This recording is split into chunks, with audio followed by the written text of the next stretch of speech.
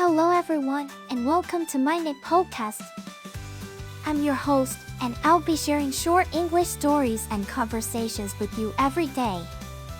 Today's episode is The Last Rule. And the text level is 4. Learn about doing actions and talking about doing actions, how to tell someone else words and asking little questions at the end of a sentence.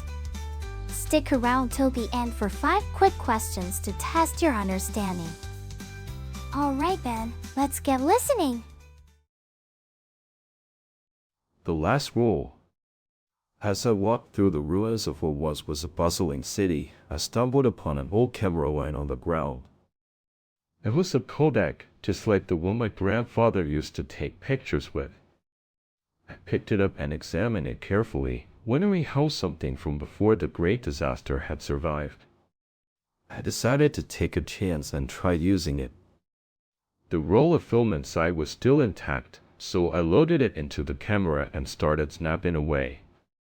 It felt strange, like I was trying to capture a moment that would never be seen again. But as I looked through the viewfinder, something changed. For a brief moment, the desolation and destruction around me faded away, replaced by a sense of hope. I took one last picture before the roll ran out. It was of the ruins themselves, crumbling buildings, twisted metal, and debris-filled streets. I wondered what my grandfather would think if he saw the city now. Would he still take pictures, or would the devastation be too much to bear? The camera slipped from my fingers as I walked away, leaving it behind with its last roll of film. Now, let's move on to the conversation between Billy, Meg, Kelly, and their teacher, Louis, after reading the novel. I was skeptical at first, but the way the author used the old camera to capture hope amidst destruction really resonated with me. Yeah, I loved how the novel explored the idea that even in the darkest times, there's always a glimmer of hope. It's so inspiring. I completely agree. The way the author used imagery and symbolism to convey the characters' emotions really drew me in. And I loved how it made me think about my own grandfather and what he might have experienced during the great disaster. It was a real emotional connection. Exactly. As educators, we always strive to connect our students with historical events on a personal level. This novel does just that. Plus, it's so well written. The author has such a vivid way of describing the setting and characters. I felt like I was right there with them in the ruins. I know what you mean. I felt like I was transported to this post-apocalyptic world, and it was both thrilling and terrifying at the same time. Absolutely. It's one of those books that stays with you long after you finish reading it. Like, I'm still thinking about the characters and their struggles today. Now, let's test your understanding of the novel and the dialogue with 5 questions. Question 1. What type of camera did the protagonist find in the ruins? A. Nikon. B. Kodak. C. Canon. D. Fujifilm. E. Polaroid. The answer is B. Kodak. Question 2. How did the author describe the protagonist's experience using the old camera? A. It was boring. B. It felt strange. C. It was exciting. D.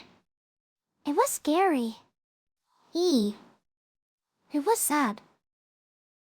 The answer is B. It felt strange. Question 3. Why is the title of the novel being discussed? A. The Last Rule. B. The End. C. The Beginning. D.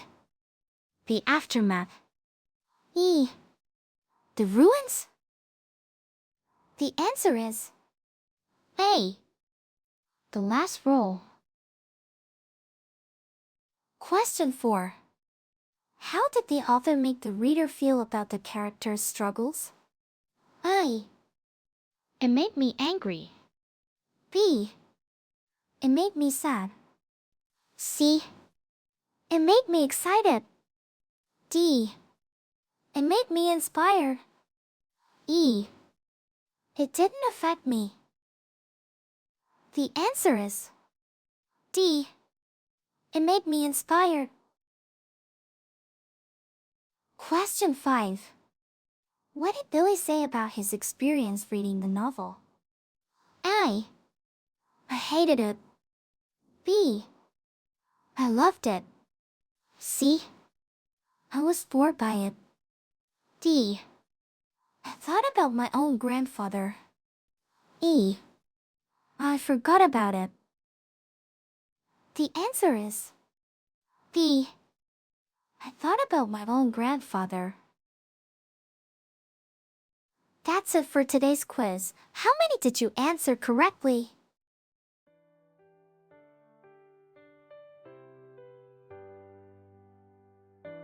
Thanks for tuning into my channel today. I hope you enjoyed the stories and conversations and found the quiz challenging yet fun.